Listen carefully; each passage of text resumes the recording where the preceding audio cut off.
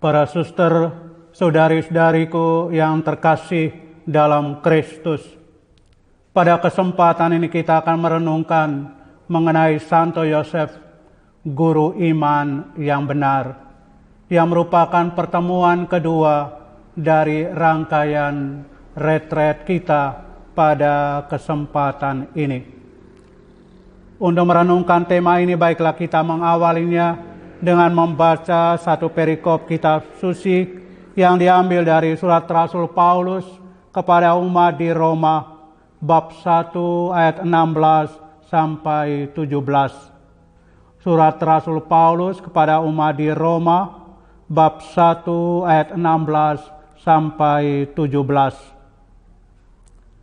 Sebab aku mempunyai keyakinan yang kokoh dalam Injil, karena Injil adalah kekuatan Allah yang menyelamatkan setiap orang yang percaya. Pertama-tama orang Yahudi, tetapi juga orang Yunani. Sebab di dalamnya nyata kebenaran Allah yang bertolak dari iman dan memimpin kepada iman. Seperti ada tertulis, orang benar akan hidup oleh iman. Demikianlah sabda Tuhan. Syukur kepada Allah. Sebagai murid-murid Yesus, apalagi sebagai religius, pelaku hidup bakti, tentu kita hidup dari iman.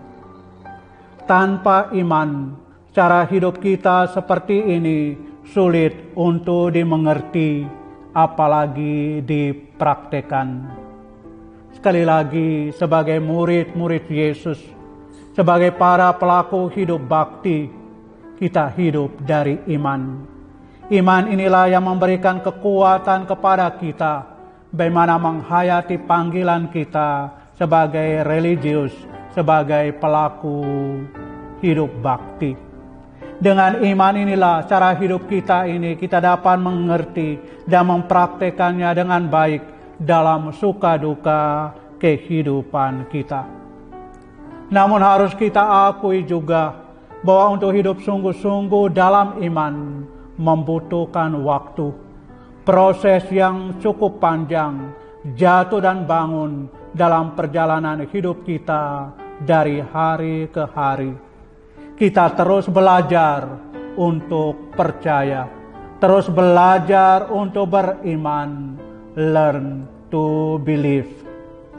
Iman kita itu berproses, bertumbuh dan berkembang sampai kepada kematangannya. Iman kita berproses, bertumbuh dan berkembang sampai kepada kematangan kedewasaan. Oleh karena itu kita tahu bahwa para murid Yesus sendiri, khususnya di dalam Injil, bagaimana berjuang, bagaimana berproses untuk hidup dari iman, belajar untuk percaya dalam membangun relasi mereka dengan Yesus. Para murid Yesus yang saat itu ada dan tinggal bersama Yesus juga berjuang bagaimana hidup dalam iman. Demikian juga kita murid-murid Yesus zaman ini terus berjuang bagaimana hidup di dalam iman. Para murid Yesus maupun kita para muridnya zaman ini terus berjuang, banyak pergulat yang tidak pernah selesai dalam jatuh dan bangun kehidupan kita. Para suster, saudari-saudariku yang terkasih, iman bukan hanya sekedar apa yang kita ketahui mengenai pokok-pokok iman. Iman bukan hanya sekedar apa yang kita ketahui dengan pengetahuan atau otak kita. Ini adalah iman sekunder. Tapi sesungguhnya yang harus kita perjuangkan adalah iman yang kita hayati dalam keseharian kita. Iman yang kita hayati dalam perjuangan kita dari waktu ke waktu dalam jatuh dan bangun, yaitu iman primer kita. Nanti juga kita akan melihat bagaimana Santo Yosef membantu kita, bagaimana belajar percaya Bagaimana memiliki iman yang mendalam, bukan hanya tahu dengan otak, tetapi mempraktekannya di dalam kehidupan sehari-hari. Yesus sendiri dalam hidup dan pelayanannya meminta iman dari orang-orang yang dilayaninya. Mukjizat yang terdengarkan dalam Injil adalah sebuah pengalaman akan Allah yang menyelamatkan. Mukjizat adalah pengalaman akan Allah yang menyembuhkan dan membebaskan. Dan itu lahir dari iman yang mendalam. Tanpa iman, mukjizat tidak terjadi. Dan itu terungkap dengan datang dan memohon kepada Yesus. Apa yang menjadi kebutuhan, apa yang diharapkan.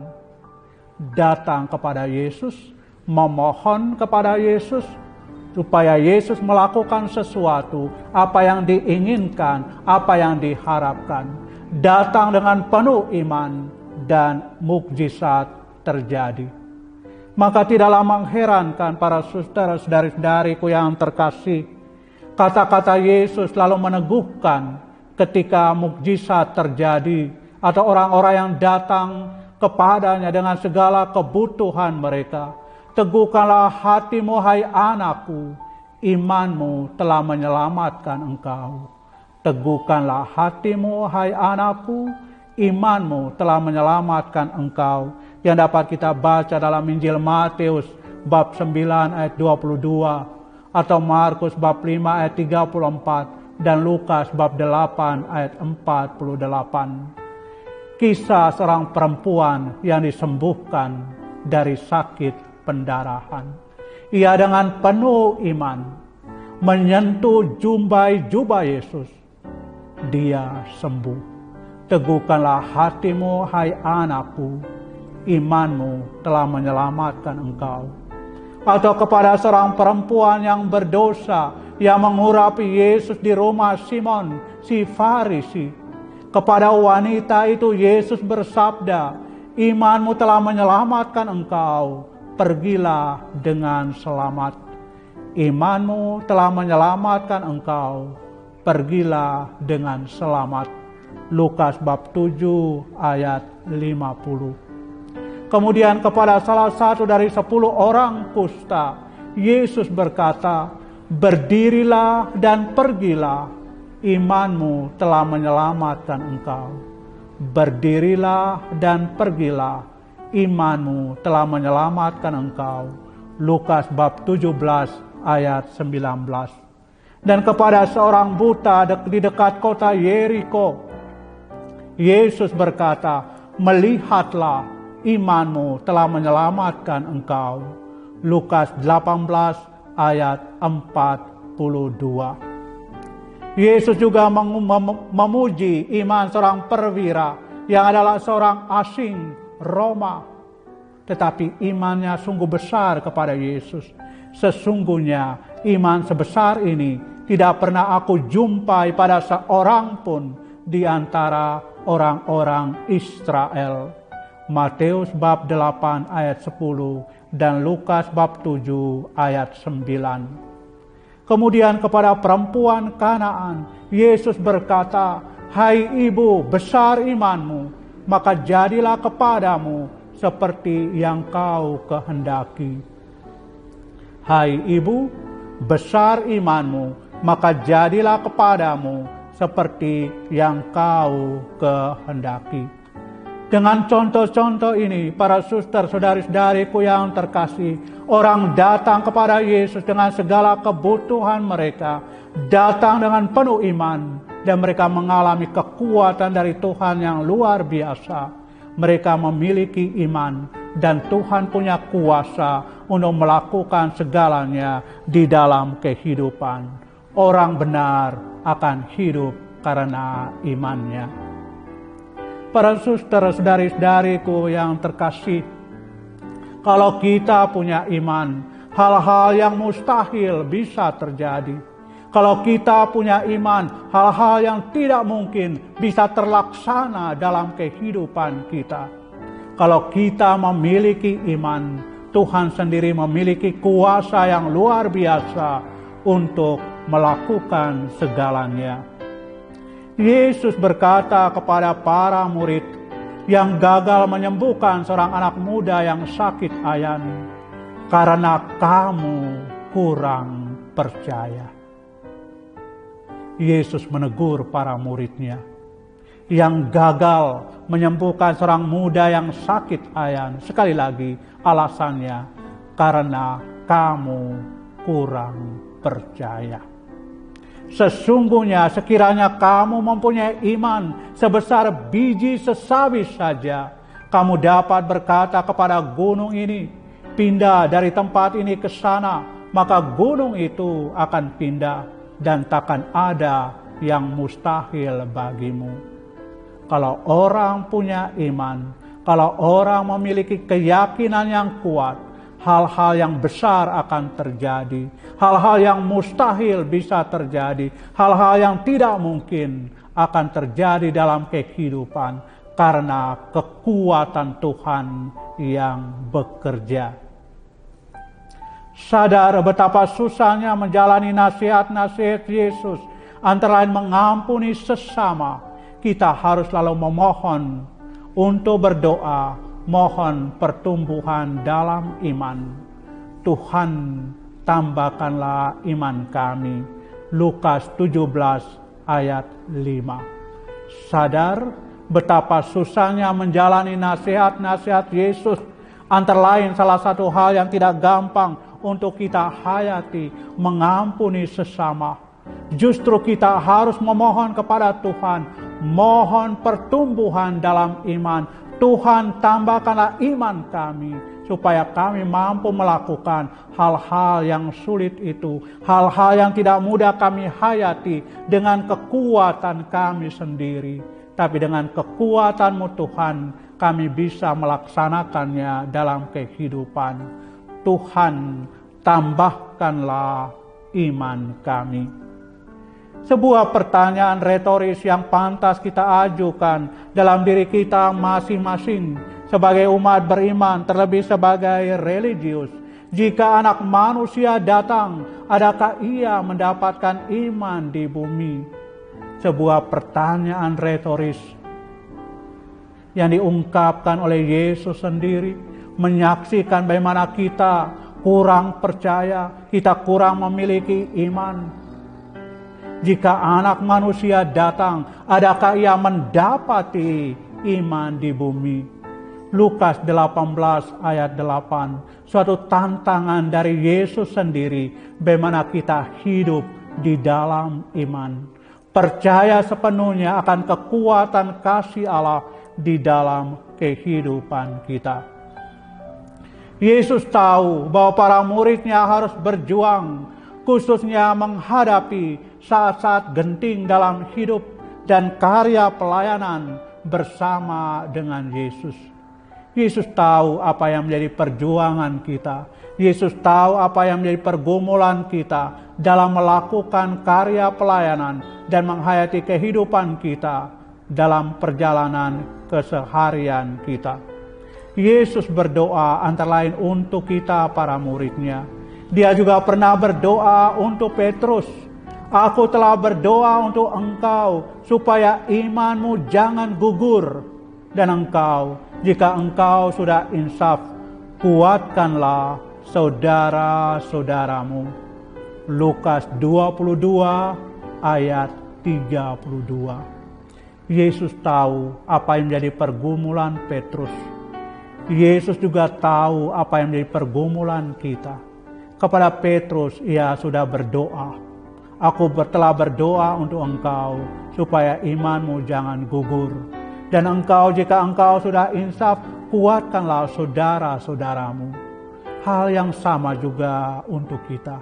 Yesus berdoa untuk kita supaya iman kita jangan gugur. Dan kalau kita kuat dalam iman, kita saling menguatkan di dalam perjalanan iman kita, dalam pergumulan kita sebagai pribadi, pengalaman pribadi maupun dalam komunitas, saling menguatkan di dalam iman. Kita sendiri akan terus berjuang dalam iman. Dalam pergumulan kita harus selalu mengenakan perisai iman. Dalam keseharian kita sadar kita terus berjuang. Dalam perjalanan hidup dan pelayanan kita sebagai murid-murid Yesus, sebagai religius, kita selalu harus mengenakan senjata iman, perisai iman, supaya mampu menghadapi segala kesulitan, suka duka kehidupan dalam kekuatan kasih Tuhan. Dalam surat Rasul Paulus kepada umat di Efesus, bab 6 ayat 16, Rasul Paulus menulis, dalam segala keadaan pergunakanlah perisai iman. Dalam segala keadaan pergunakanlah perisai iman. Atau dalam surat Rasul Paulus pada umat di Kolose bab 1 ayat 23, kamu harus bertekun di dalam iman. Iman harus ditekuni supaya kuat dan bertahan dalam situasi apapun juga. Atau dalam Yudas 3, surat Yudas, supaya kamu tetap berjuang untuk mempertahankan iman. Betapa iman harus juga diperjuangkan, harus juga dipertahankan, terlebih dalam mengalami banyak sekali godaan dan cobaan dalam keseharian kehidupan kita. Karena oleh iman kita diselamatkan. Mengapa kita harus bertahan dalam iman? Mengapa kita harus bertekun di dalam iman? Karena oleh iman itulah kita diselamatkan. Iman adalah kekuatan yang luar biasa yang membawa kepada kita, memampukan kita untuk menghadapi segala kesulitan kehidupan kita. Apa yang dikatakan antara lain oleh penginjil Yohanes bab 20 ayat 31, supaya kamu oleh imanmu memperoleh hidup dalam namanya. Supaya kamu oleh imanmu memperoleh hidup dalam namanya. Atau juga surat Rasul Paulus pada umat di Efesus bab 2 ayat 8, sebab karena kasih karunia kamu diselamatkan oleh iman. Kamu diselamatkan oleh iman. Maka kita harus bertekun, bertahan di dalam iman. Dan dalam surat kedua Rasul Paulus pada Timotius bab 3 ayat 15, Rasul Paulus menulis kepada sahabatnya ini, dan menuntun engkau kepada keselamatan oleh iman kepada Kristus Yesus. Dan menuntun engkau kepada keselamatan oleh iman kepada Kristus Yesus. Iman harus dipertahankan, iman harus ditekuni, karena dengan iman itulah mengantar kita kepada kehidupan, kepada keselamatan. Para suster, saudari-saudariku yang terkasih, sebagaimana kita tahu ada 3 kebajikan teologal, kebajikan ilahi, yaitu iman, harap, dan kasih. Dan pada kesempatan, pada tema ini kita akan melihat kebajikan teologal yang pertama, yaitu iman. Yang diungkapkan oleh Katekismus Gereja Katolik dalam nomor 1814 sampai 1816, Katekismus Gereja Katolik. Oleh iman itu kita percaya akan Allah dan segala sesuatu yang telah Ia sampaikan dan wahyukan kepada kita, dan apa yang Gereja Kudus ajukan supaya dipercayai. Oleh iman itu kita percaya akan Allah dan segala sesuatu yang telah Ia sampaikan dan wahyukan kepada kita, dan apa yang Gereja Kudus ajukan supaya dipercayai. Karena Allah, Yesus adalah kebenaran. Yesus yang dalam Injil mengatakan, akulah jalan, kebenaran, dan kehidupan. Hanya melalui aku orang sampai kepada Bapa. Yohanes 14 ayat 6. Yesus sendiri menjanjikan kepada kita karunia Roh Kudus yang akan memimpin kita kepada seluruh kebenaran. Kebenaran yang adalah dirinya. Karena Dia adalah Sang kebenaran. Konsili Vatikan kedua menegaskan bahwa dalam iman manusia secara bebas menyerahkan seluruh dirinya kepada Allah. Dalam De Verbum nomor 5. Konsili Vatikan kedua sekali lagi menegaskan bahwa dalam iman manusia secara bebas menyerahkan seluruh dirinya kepada Allah. Kita menyerahkan seluruh hidup kita, diri kita, perjuangan dan pergumulan kita kepada Allah. Manusia beriman, berikhtiar untuk mengenal dan melaksanakan kehendak Allah. Orang benar akan hidup oleh iman. Sebagaimana bacaan yang kita dengarkan pada awal. Surat Rasul Paulus pada umat di Roma, bab 1 ayat 17. Orang benar akan hidup oleh iman.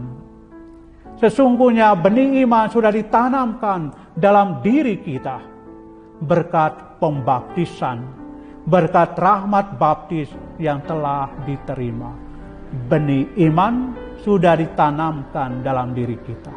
Dan dengan sendirinya benih keselamatan juga sudah diterima berkat rahmat baptis.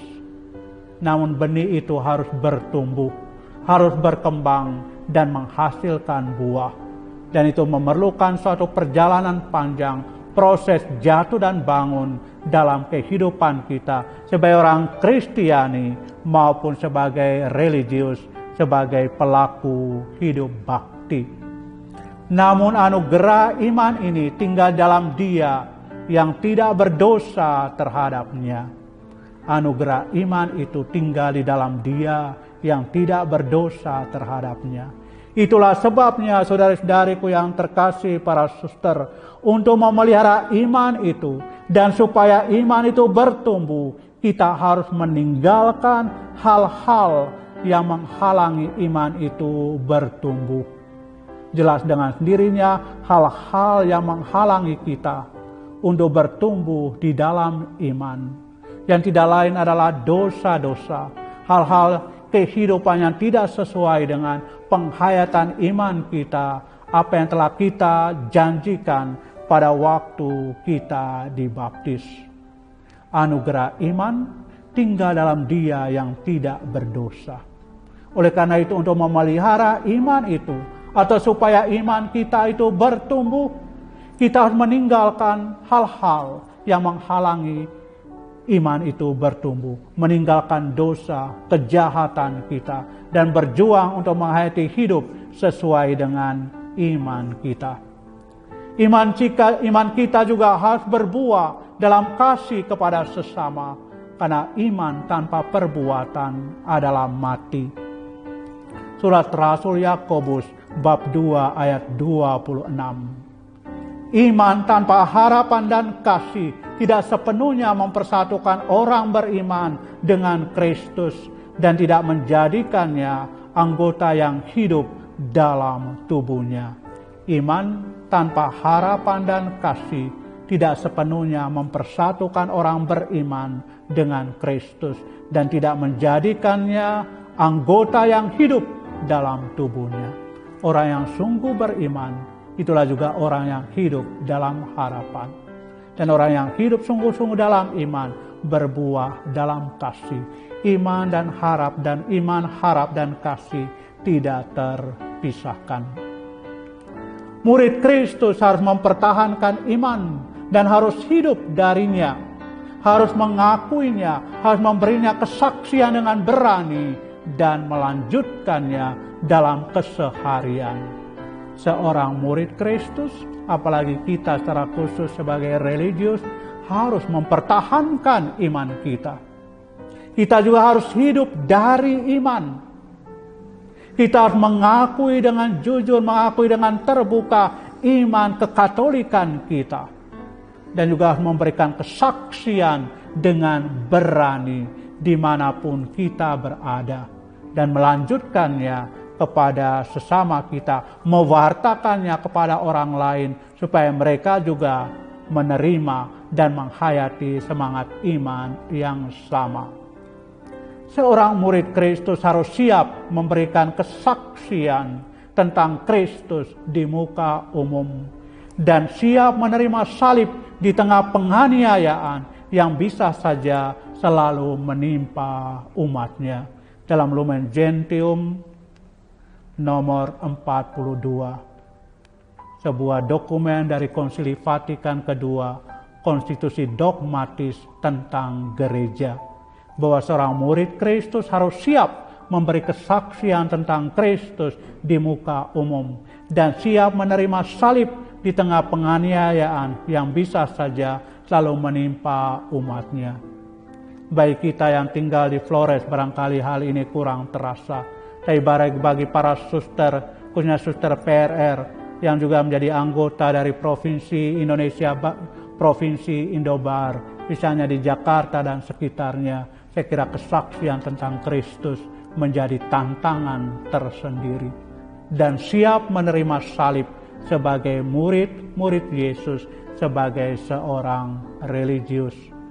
Pengabdian dan kesaksian untuk iman sungguh perlu bagi keselamatan.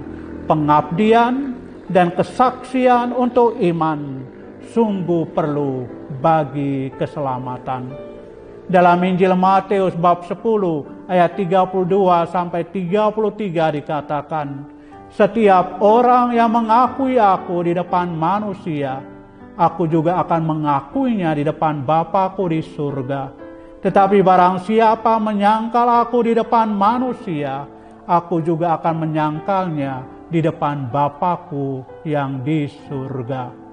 Sebuah keberanian di dalam beriman dengan memberi kesaksian di hadapan umum, di depan publik mengenai kekuatan iman, kekatolikan, iman kekristenan kita.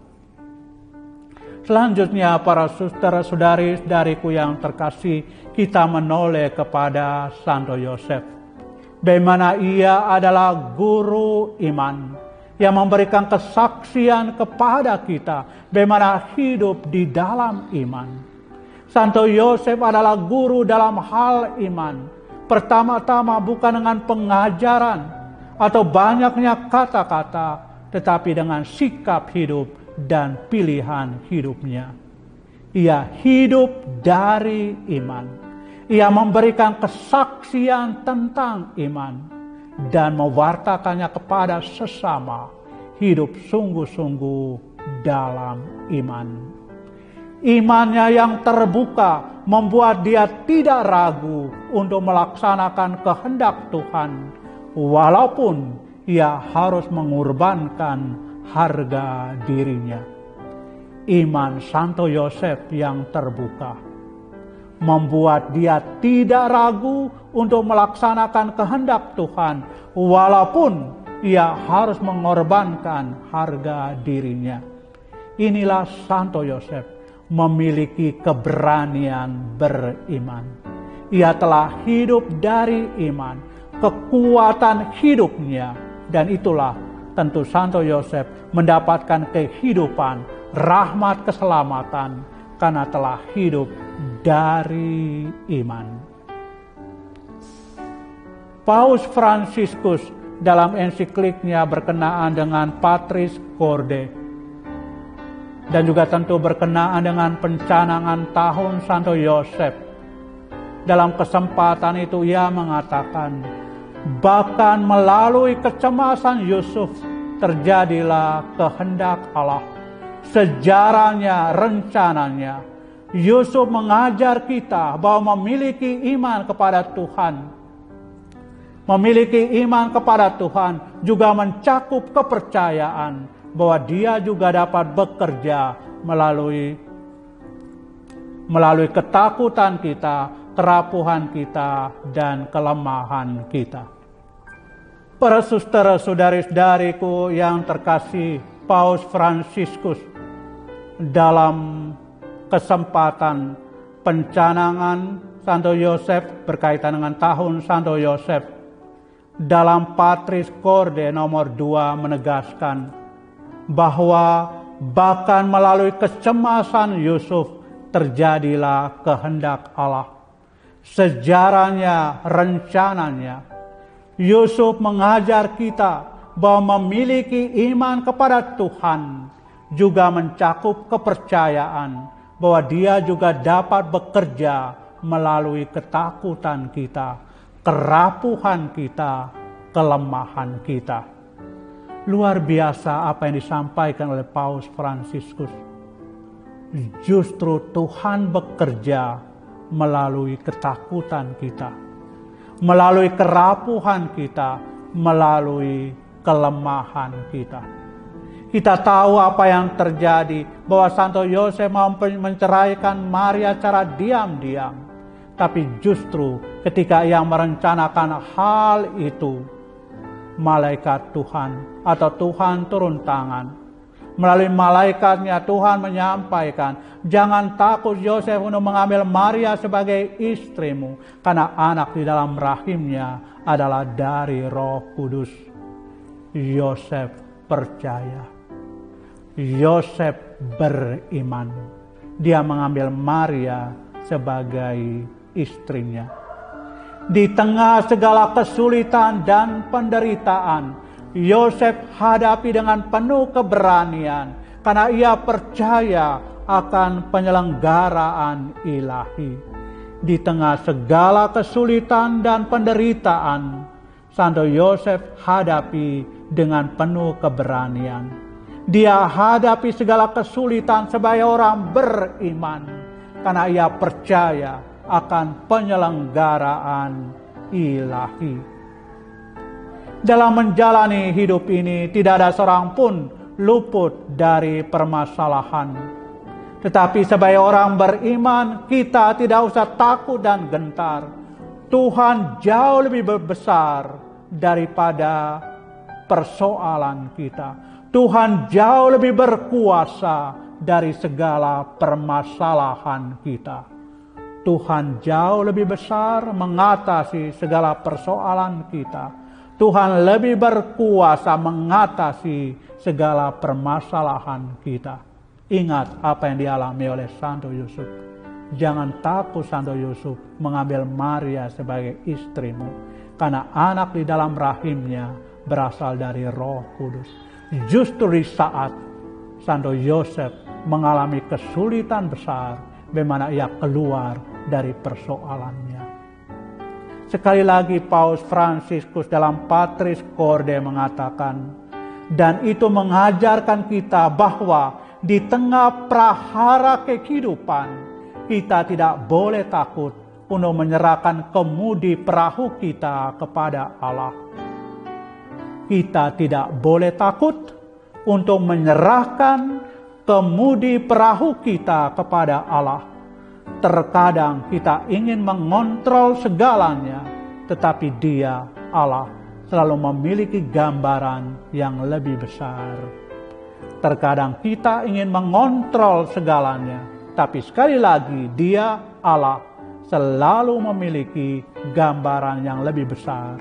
Bagaimana Dia membantu kita dengan kuat kuasa yang luar biasa untuk keluar dari segala persoalan dan masalah kehidupan kita. Inilah Santo Yosef. Dia sungguh hidup dari iman, memberikan kesaksian dalam iman, memberikan kesaksian imannya, dan menunjukkan kepada kita keberanian beriman di tengah segala kesulitan dan prahara kehidupan. Lalu selanjutnya bagaimana para suster PRR untuk menghayati iman di dalam keseharian, di dalam panggilan kekristenan, dalam penghayatan panggilan hidup bakti. Panggilan hidup kita sebagai religius sekali lagi tidak bisa dilepaskan dari hidup iman. Panggilan kita sebagai pelaku hidup bakti, para suster yang memilih hidup sebagai biarawati dalam tarekat PRR, tidak bisa dilepaskan dari iman. Hidup kita seperti ini hanya bisa dipahami dalam kacamata iman dari sudut pandang panggilan ilahi. Tanpa pemahaman seperti ini, bahwa panggilan kita dari kacamata iman dari sudut pandang ilahi, kita tidak bisa mengerti dan memahami cara hidup yang demikian ini yang kita hayati. Paus Benediktus ke-16 dalam surat apostolik Porta Fidei, pintu kepada iman, mengatakan, karena iman, pria dan wanita telah membaktikan hidup mereka bagi Kristus dengan meninggalkan segala sesuatu sehingga dapat menghayati ketaatan, kemiskinan, dan kemurnian dalam kesederhanaan Injili sebagai tanda nyata dari penantian mereka akan kedatangan Tuhan yang tidak akan tertunda. Porta Fidei nomor 13. Sekali lagi, karena iman, pria dan wanita telah membaktikan hidup mereka bagi Kristus dengan meninggalkan segala sesuatu. Inilah hidup kita sebagai religius. Inilah panggilan hidup kita sebagai pelaku hidup bakti. Baik para suster sebagai biarawati. Karena iman, Anda telah membaktikan hidup bagi Kristus dengan meninggalkan segala sesuatu dan memilih Yesus sebagai satu-satunya kekuatan dan andalan dalam perjalanan hidup ini. Perjalanan PRR juga tidak bisa dilepaskan dari perjalanan umat dan gereja keuskupan Larantuka berkaitan dengan penyebaran agama Katolik oleh kerajaan Portugis. Tentu ini juga menjadi landasan dasar berkenaan dengan kehidupan tarekat Putri Renya Rosari. Dalam pendahuluan konstitusi PRR nomor 15 dikatakan, kepercayaan akan Kristus itu hidup dan berkembang terus, dipertahankan terutama pada masa-masa sulit, yaitu masa di mana musuh-musuh agama Katolik menyerang umat di kepulauan ini dan memaksa mereka meninggalkan iman kepercayaan akan Yesus Kristus dan Bunda Maria. Sungguh indah. Pendahuluan konstitusi Anda mengingat kembali sejarah perkembangan iman umat Katolik di kepulauan wilayah Flores, khususnya keuskupan Larantuka. Kepercayaan akan Kristus itu hidup dan berkembang terus, dipertahankan justru terutama pada masa-masa sulit, yaitu masa di mana musuh-musuh agama Katolik menyerang umat di kepulauan ini. Justru masa-masa sulit, iman dipertahankan. Kesaksian sebagai orang Kristiani, sebagai orang Katolik ditunjukkan. Lalu ada catatan kecil yang juga menarik dalam pendahuluan konstitusi dalam Jan Pieterszoon Koen di tahun 1633. Mereka Portugis bercokol di kepulauan Solor dan dengan senjata-senjata rohani lebih mampu menarik penduduk daripada dengan prajurit-prajurit kita, seperti sudah dibuktikan di banyak tempat di Nusantara. Ternyata senjata-senjata rohani lebih menarik minat umat penduduk saat itu daripada senjata-senjata lain, dan itulah senjata iman. Kembali juga di dalam pendahuluan konstitusi halaman 18 sampai 19. Dengan demikian maka pada tanggal 15 Agustus tahun 1958 didirikan kongregasi putri-putri Renya Rosari di Larantuka. Nama ini adalah warisan penghormatan kepada Bunda Maria sejak berabad-abad lamanya dalam umat. Kongregasi ini didirikan sebagai tanda syukur kepada Tuhan atas anugerah iman. Sangat indah apa yang dikatakan. Kongregasi ini didirikan sebagai tanda syukur kepada Tuhan atas anugerah iman dan keselamatan bagi umat gereja di Nusantara. Pelindung utama adalah Maria Ratu Rosario warisan pengalaman iman umat di mana Maria dalam sejarah hidup iman umat telah menjadi pelindung dan penyerta umat. Lalu juga dalam maksud dan tujuan kongregasi kita nomor 101 ditegaskan, pesatnya jumlah umat dalam perkembangan selanjutnya tidak diimbangi dengan pendalaman dan pemurnian penghayatan iman yang disebabkan karena kurangnya tenaga misionaris. Pemurnian hidup beriman, peningkatan mutu iman yang dewasa, dan pewartaan kabar gembira ke seluruh pelosok Nusantara merupakan kebutuhan mendesak yang oleh pendiri harus segera ditanggapi.